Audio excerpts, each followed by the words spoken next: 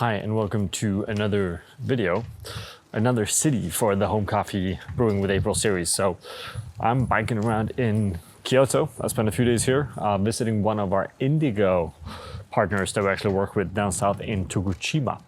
And while I was here, I've been drinking some really solid coffee. The Kyoto coffee scene has always been really interesting. Beautiful, beautiful coffee shops, beautiful surroundings as well. Always a pleasure to be in Kyoto. And while here, I've been doing 3 videos in Kyoto and 1 video in Osaka.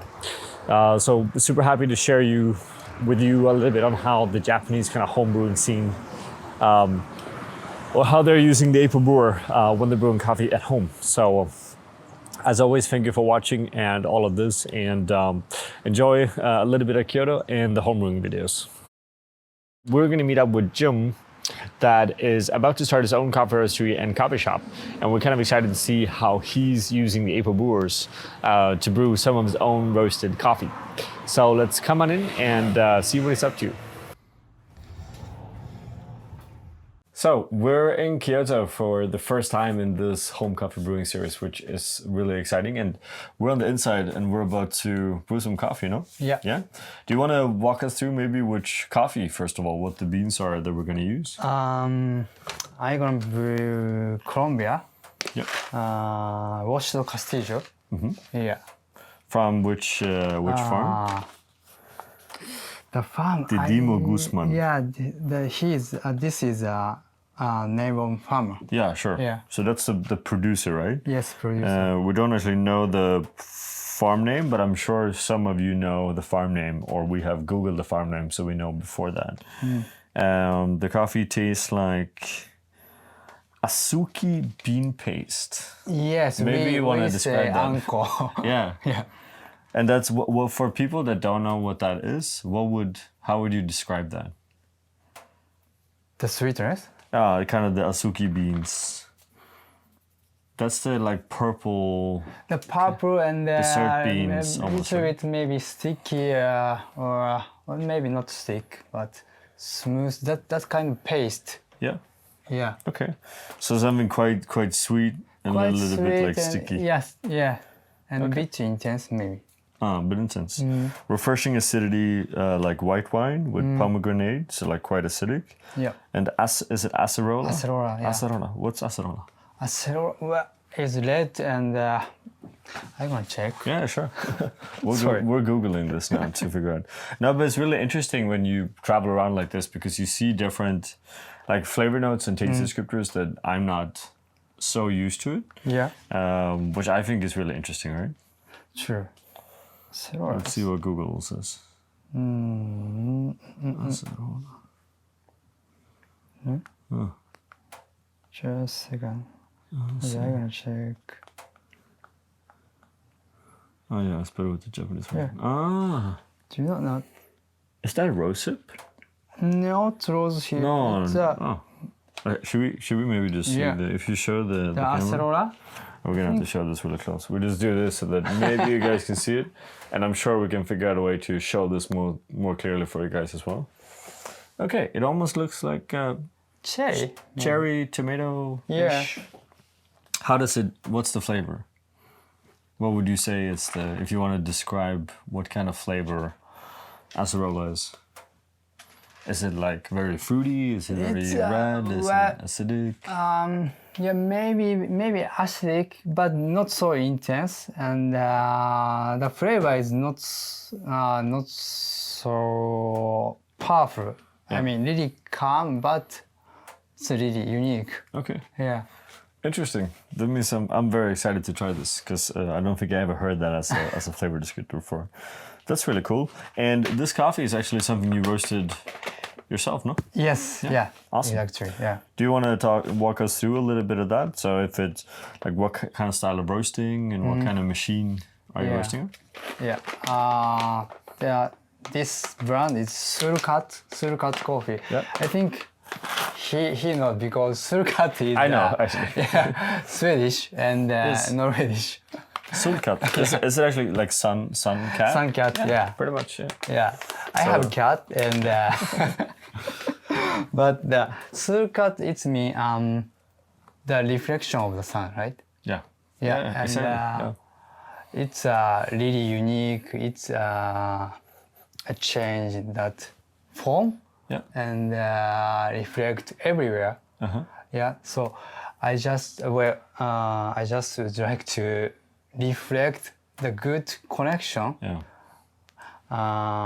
to the world, by coffee. Yeah.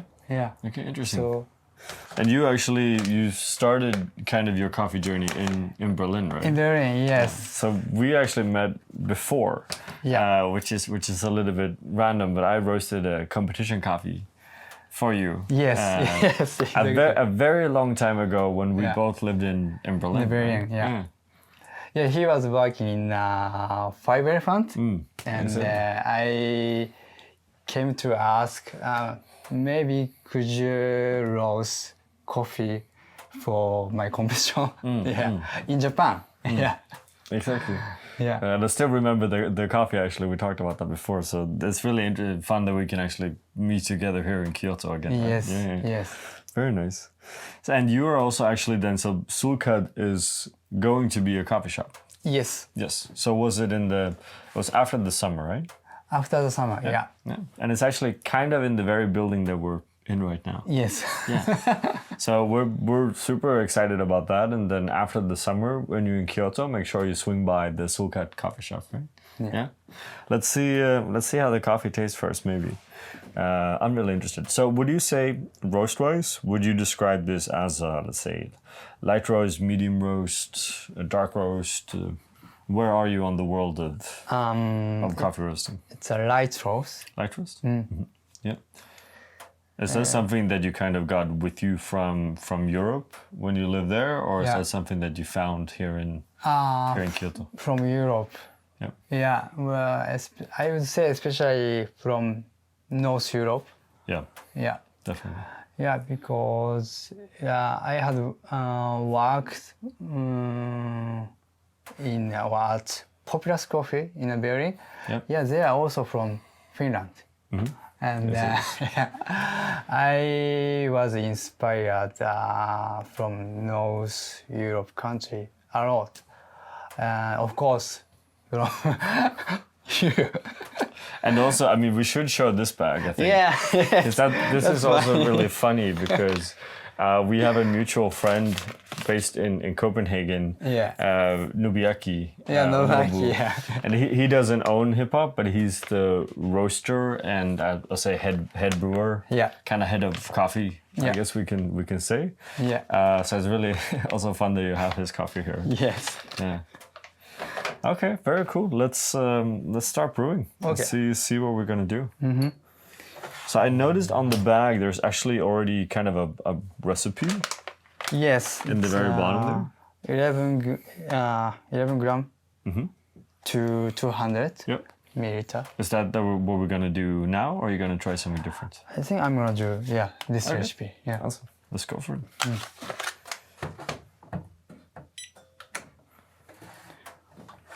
So I'm turning on the water. What kind of water are we going to be using? I think it's quite normal tap water, but of course I use filter, the breeder. Filter? Yeah. Okay. I think that's really usual for maybe people not for professional. For like home brewers, in Japan, right? Yeah. Oh. And is it, you say the tap water in Kyoto is pretty good? Pretty good, but I think people don't drink at home. Yeah. Yeah, in these days. Do you want water? No, that's fine. Go for it. I haven't chewed any coffee beans yet, so I'm okay for it. Yeah. I will do it later, probably. Okay, and we're using a Comandante. Right, so from Germany, which... Yeah, from Germany, from Berlin. Yeah. And is it the standard click or the red click, or do you know which version of it is? I think this is standard. It's really old, pretty old. So one of the first versions of Comandante, pretty much. Yeah. And how many clicks? 27. 27? Okay. So pretty pretty coarse, kind of like what we do also. It is nice. Yeah.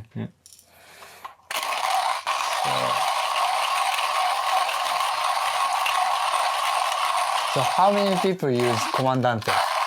In these videos Yeah, or in general? In this video, actually not so many. Okay. I don't know why. Some people use Comandante. I mean, some people do, of course, and a lot of people do in the world, right? Yeah. But in this video, I think we see a lot of electrical Okay. grinders. I think that's been one thing. But I think if it's a hand grinder, often it's a Comandante. Okay. Right? It's obviously a very famous option. Yeah, definitely. Oh, he's coming back now. So the Mr. Cat here is kind of on the way out. Yeah. Oh. Okay, so 11 grams of coffee.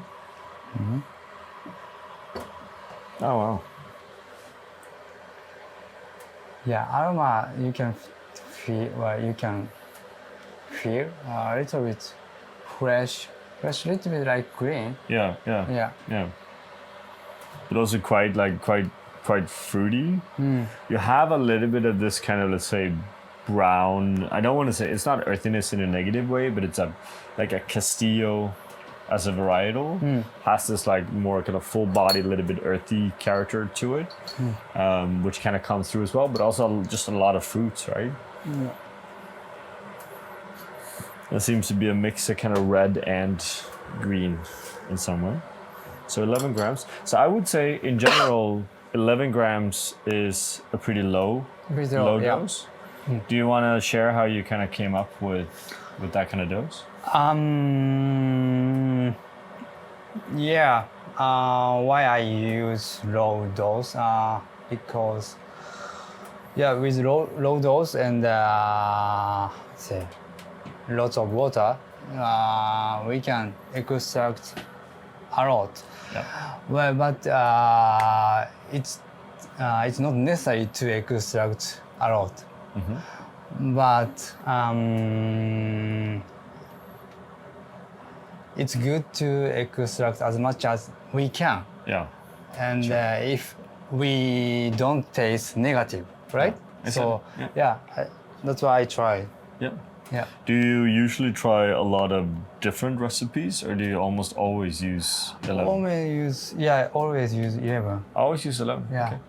I totally agree, and I think it's more water to your coffee, especially when you're working with good green coffee that are properly roasted, properly rested as well. I think it's often an advantage to pour a little bit more water on it, for sure. Yeah. When was this coffee actually roasted? It's 17th, so... Of April, yeah. Yeah. So So almost maybe 2 weeks. 2 weeks-ish, yeah. Is that the general recommended time, you would say, for you? Yes, I think more than 2 weeks is better. Yeah. Yeah. Okay. So basically roast the coffee a little bit longer, and that's gonna improve that overall quality, right? Yeah. So... Cool. So you're kind of preheating both the brewer and the server in a way? Yes, just a second. I wanna... I'm adjusting down to 11, so very precise here, pretty much. Yeah. That's good. Sorry. No, go for it.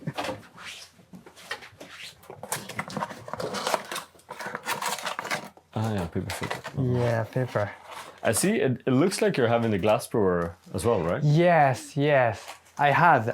Well, He has the base for the glass brewer. honestly, I like this one more. Ah. Yes, but it was broken, so Oh no. yeah.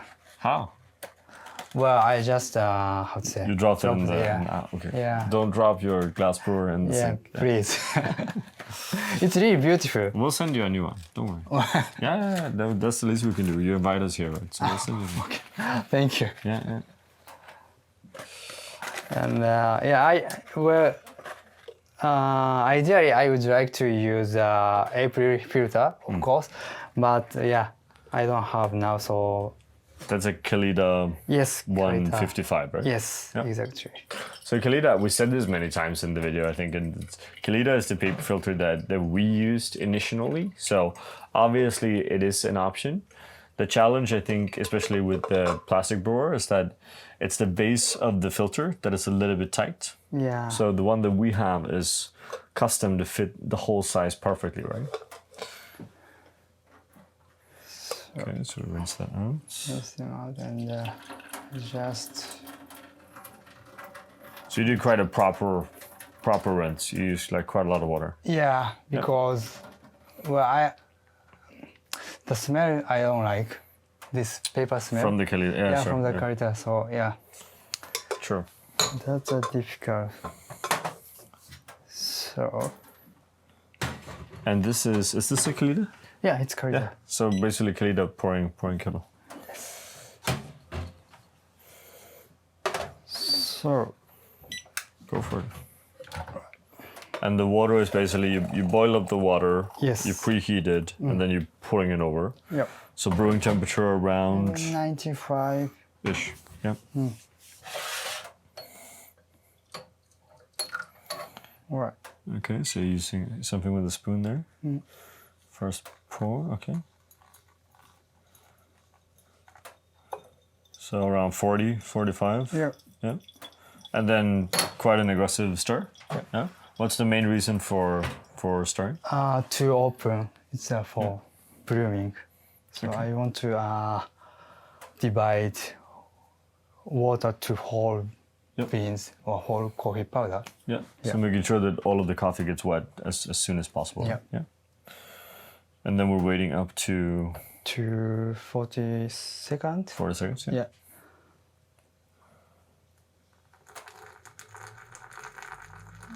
And then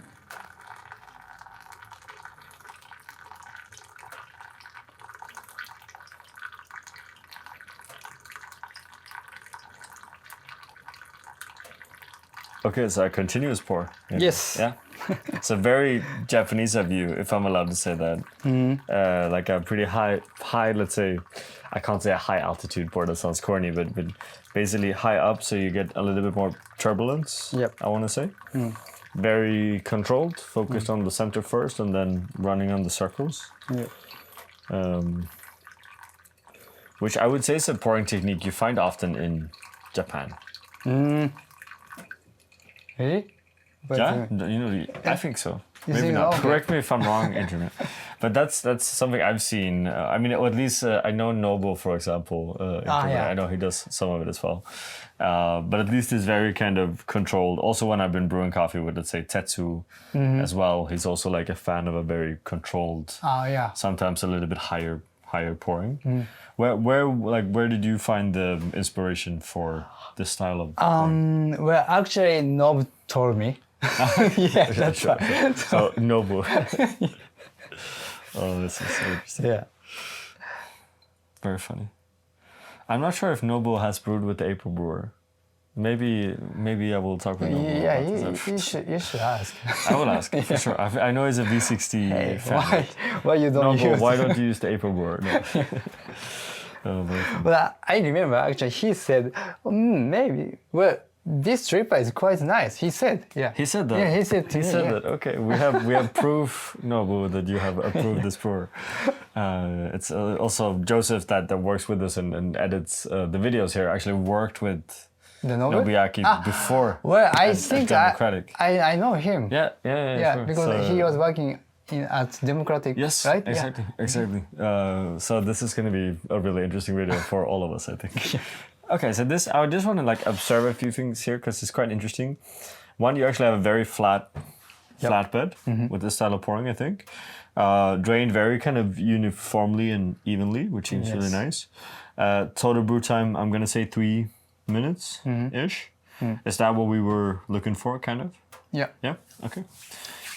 Do you change that, let's say, do you change the pouring or the brew time depending on the coffee you're brewing, or you do it very similar? Depending on maybe aging. Okay. Yeah. And in what way would that change? Let's say the coffee is older. What Older. would you change? Brew a little bit faster. Okay, so Yeah. more aggressive Yeah. pouring. Yeah. But still higher up. Still higher. Yeah. Okay, and let's say it was very fresh, maybe 2 days old. 2 days old, where I would pour a little bit slowly and gently. Yeah. Okay. Yeah. So more aggressive pouring the older the coffee gets. Yeah, but more finer. Also Well- on the grind size. Sorry, more coarser. More coarser. Yeah. On as it gets older. Fresher. Fresher. Yeah. Okay. Yeah. So fresher roast, coarser grind size, Coarser grind size. and less agitation. Yeah. And older roast, finer grind size, and more agitation. Yeah. Yeah. Okay. Then that's something to try as well. Let's try it. No. Yeah. Alright. How long have you been roasting coffee now? Well, I mean, you started in Berlin, In I Berlin, guess. yes. But I'm thinking with Solkatt. yeah. How old is? Solkatt. Yeah. Solkatt is just maybe 1 month and a half. Ah, okay. So I'm tasting almost the first. Yes. Ah, interesting. It's good. Okay, so then I have a rare kind of opportunity to be one of the first to actually try it. But you're selling, like, this is something you sell online, or I people can buy? don't sell yet online, Okay, but so you can't buy this. well, I'm planning to open my website. Yeah, cool. And well, actually, I have pop-up shop now. Ah, okay, Yeah, in where the Gion area. okay, Yeah. okay. So at that place, maybe Like now, or for a long time? Like until during the summer, or until maybe summer. Until Until that, maybe okay. summer. so maybe if you see this, you should write him, and then maybe you can actually go to the pop-up. Yeah, Maybe, maybe please. knows? Yeah. or go to the coffee shop here. Yeah. Yes. I will come next time. I'm in Kyoto. I'm sure you open. Yeah, please. Then I come. Oh. What do you smell? Sorry, I already drunk.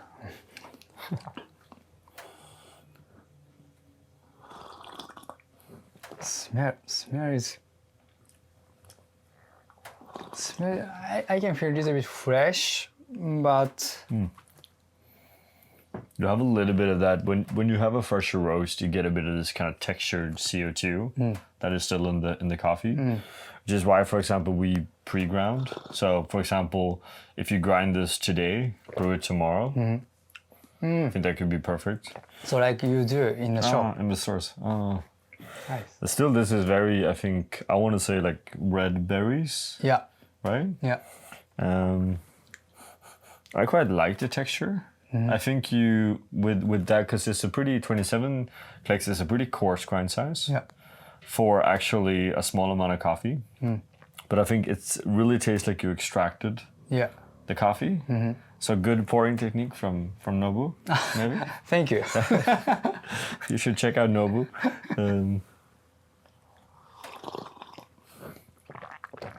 Yeah, even less I quite like coffee, this. Yeah. we can taste a lot, right? Really, yeah, for sure.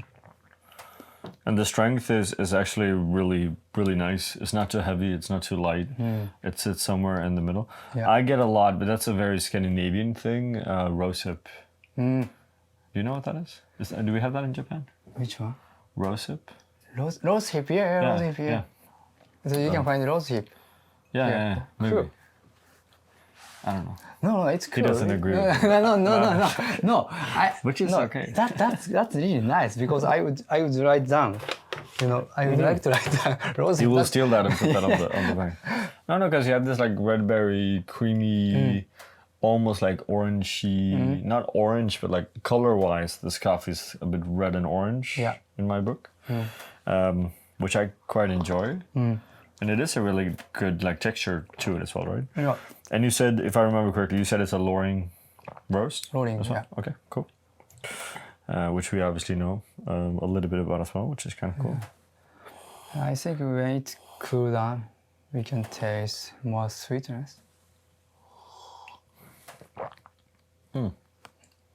And it gets actually a lot cleaner on the on the palate as well. It has less of this kind of CO2, a little bit lighter body as well. Yeah. Almost a little bit more floral. So I would say that Guzman has done a pretty good job with this coffee. Yeah, this coffee is really good. So Didymo Guzman, Colombia. Do we know which area? So Tolima. Tolima, yeah. Yep. So Tolima, there's a few different regions in Colombia where you find, let's say, really high quality coffee, and Tolima would definitely be one of them. You have like Nariño and Huila, so a few different ones, but Tolima is really interesting. Awesome. I think that's super good. So I think that's a good time to wrap it up, I think. Good coffee, actually. And quite interesting because we haven't really seen this style of, first of all, we don't see a lot of people that stir the coffee. So stirring here seems to actually really work in combination with that kind of high continuous pour on that second pour. Little bit of a longer contact time for the doughs, a little bit less coffee. Yep. So 11, we usually do 12 or 13 at April. So it's really interesting to try a cup that has a slightly lower dose, but also still tastes really good, right? Yes. Yeah, I think that's really interesting. So with that, we want to thank you for having us. Really kind of you. And thank all of you for watching as usual. And as mentioned, so he's going to open up his own coffee shop here in Kyoto. Yes. Pretty much in this building. Yeah, here. After the summer. So make sure you swing by. I'm going to swing by as well. Yeah. Kyoto has some really good coffee. Maybe ask, where do you drink coffee in Kyoto that is not your own coffee?